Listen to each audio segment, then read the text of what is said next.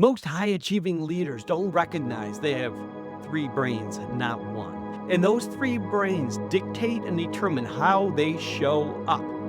What are the three brains? We have the genius brain, the robot brain, and the caveman brain. Understanding what brain is in charge and when makes all the difference in how you lead. The caveman brain is the brain that drives our reactivity. It drives emotionality, and when the caveman brain is in charge, we're acting like a caveman. It's natural to everybody when things don't go our way, when we're frustrated or irritated, but there's emotional reactivity, we lose our balance and don't have our best self available. When the robot brain is in charge, we're on autopilot, just going through the motions. It's like driving your car down the road when you've gone 20 miles and have no idea how you've got the 20 miles. That's robot brain.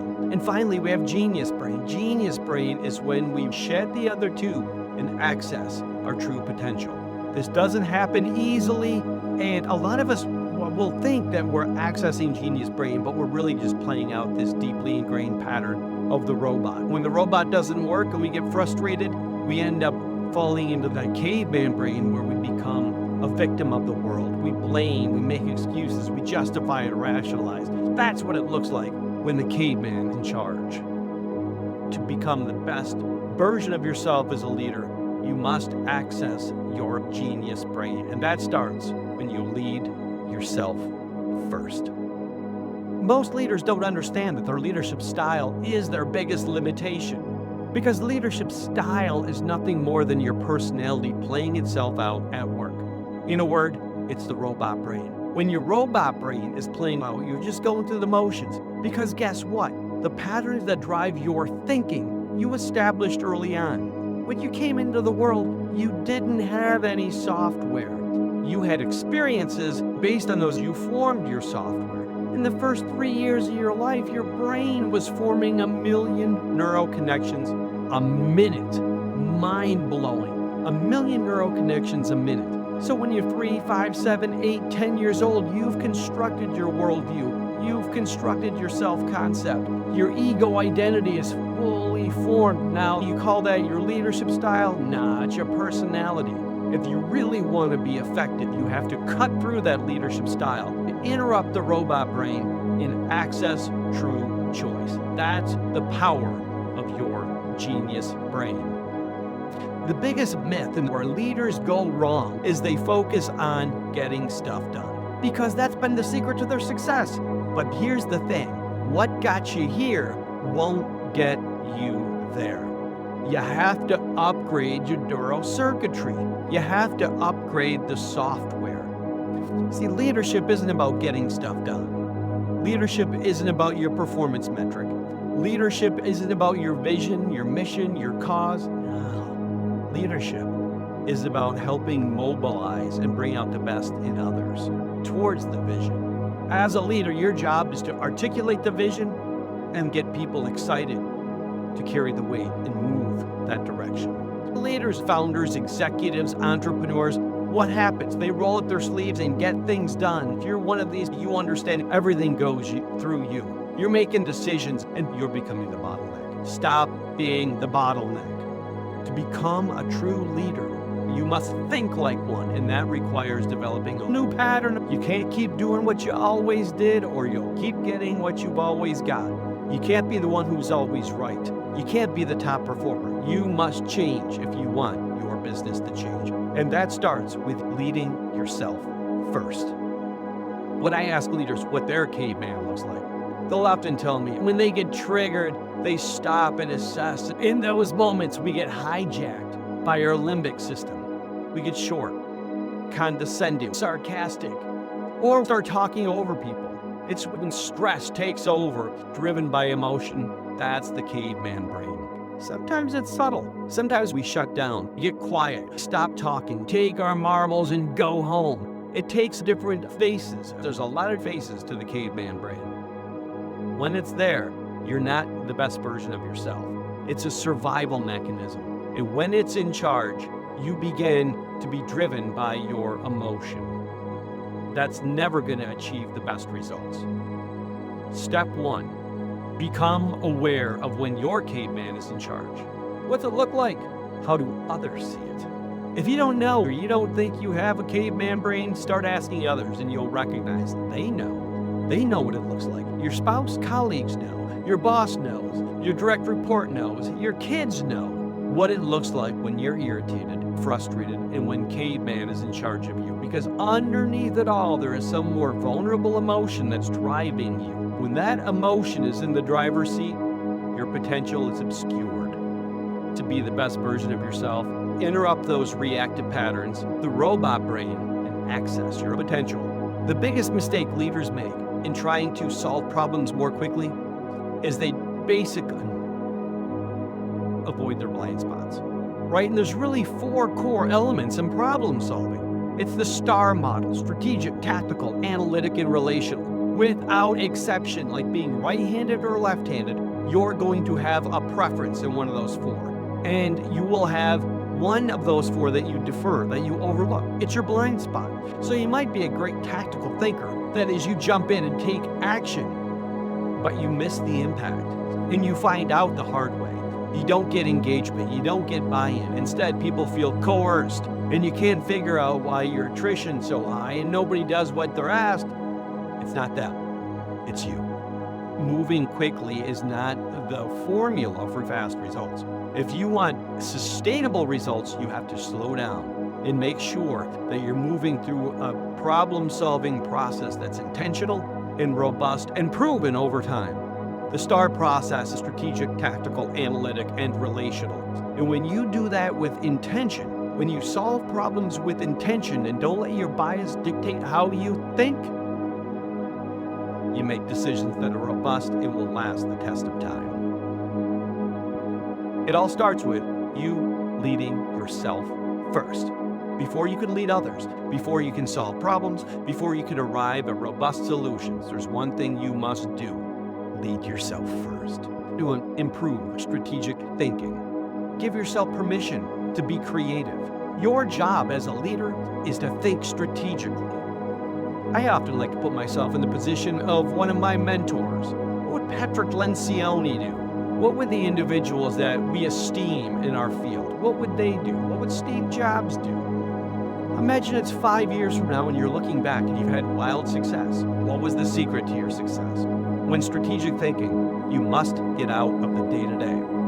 You must get out of the weeds, get out of the tactics, and you must get up into the clouds. Lofty, creative thinking. That's where real innovation happens.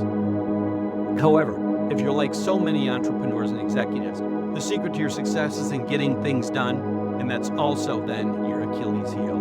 Because now, as you elevate, your job is not to get things done. Your job is to think with a vision in mind. But when you think like a visionary, your organization will become visionary as well. When you're down in the weeds getting stuff done, your organization's going to be stuck. If you want to create an elite organization, one that innovates and doesn't get stuck in the day-to-day, you must be a strategic thinker. One of your jobs as a leader is to be able to bring clarity to the direction of the organization. Many leaders think their organization is crystal clear about where the organization is going, but the truth is the organization is not clear. You must state the vision again and again and again and again. And if you're not stating the vision and letting individuals know where they are going 15 times a day, you're under-communicating. Just because you know it does not mean they know it. In fact, I've seen 10 organizations out of 10 lack clarity. How do I know this? When I go into organizations and start asking people on the floor, why are you doing what you're doing? How does it tie into the overall goals, to the metric, to the vision of the organization? They cannot answer. And I'm willing to bet dimes to donuts the same is true in your organization. You must articulate the vision. Bring it down into a single statement and champion it over and over and over and over, and let individuals know how powerful and profound their role is in achieving the mission and vision, and you will set yourself up for success. You can't have success without it. Understand the vision, lead yourself first, and gaining clarity of the vision of your organization and yourself as a leader, and then show up in that way. That's the key to a winning organization. One of the most surprising things that will drain your energy as a leader is doing what you've always done. That's your comfort zone, and you will do what you've always done. However, that becomes the cognitive framework that you look at the world through. It's the logic that you bring to your organization, and unfortunately, it will be at odds with what the organization needs. This is not just me making this up. This is what I've seen after working with hundreds of leaders. What got you here is not what the organization needs. The organization needs you to grow, evolve, and bring a different, higher, visionary perspective that creates engagement. If you're not doing that, you are beating your head against the wall. If you feel like your staff is not doing what needs to be done, the problem's not your staff, the problem's you. If your organization is not functioning at the highest level, the problem is the leader. If you want to change the organization, change yourself first, and the results follow. With your thoughts, you create the world. If you want to change the world, change your thinking, change the way you behave, change the way you lead, and the whole system will change. What do you want to do? If you want to change creativity on command, if you want to become a more creative thinker, you have to allow others to make mistakes. You have to allow yourself to make mistakes. Although the most difficult thing I see is so many leaders are good at getting stuff done, being perfectionist and holding a high standard, they don't allow themselves to make mistakes. And it's in the realm of mistake making where true creativity happens. If you come down on folks for making mistakes, or on yourself, and you set that example for others, even if you tell them it's okay to try new things, it's okay to get it wrong, if you beat yourself up when you get it wrong and you model that, the organization is going to be hamstrung. It's going to be caged. That will drive you to be obsolete without fail. If you want to keep yourself from obsolescence, you must allow your organization to make mistakes. And that requires you to make a mistake. That requires you to step out of your comfort zone, to do things different than you've done in the past. That's going to be uncomfortable. You're going to feel fear, guilt, frustration. That's where growth happens. If you're not growing, you're not uncomfortable. If you're doing the same thing you've always done, you're going to keep getting the same results you've always got. Change begins with you. Lead yourself first. What's the easiest way to activate the genius brain? This is the million-dollar questions and the pathway of wisdom and conscious mastery. And it starts with being able to develop a mental muscle, a presence, to be able to come back here, now, in this very moment. Let your mind get caught up in your ideas about what might happen and the emotion that goes with that, or what did happen and the anchor of emotion in that moment. Because most of us live in the anxiety or anticipation of the next moment, or the regret or the anger of the last moment, and we miss all we have is right here, right now. From that presence, you can start with true awareness. Self-awareness is key, the doorway to wisdom. When you become aware of the patterns of thinking, feeling, and behaving ingrained in your neural circuitry in the first 3, 5, 7, 10 years of your life, those patterns are still alive and dictating how you show up now. But without awareness, you will keep doing the same thing you've always done, and you won't recognize that it's not the world that's creating it, it's you. When you change with presence and awareness, then you're in a position of intention. Right? When you're intentional, you can make decisions that aren't based on your old patterning, that aren't driven by what's comfortable. But when you're intentional, you can make decisions that are aligned with your vision of who you're becoming.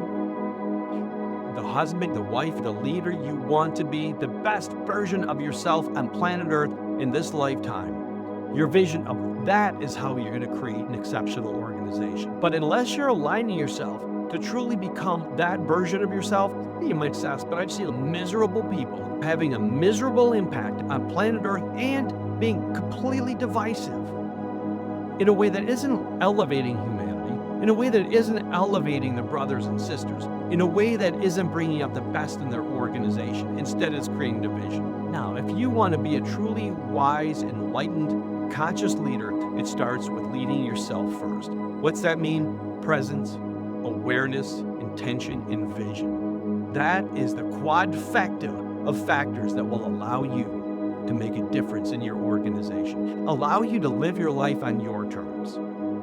By leading yourself first, you put yourself in the position to have a true, lasting, positive impact and to create a legacy worth living. Lead yourself first, be the best version of yourself, and lead with purpose.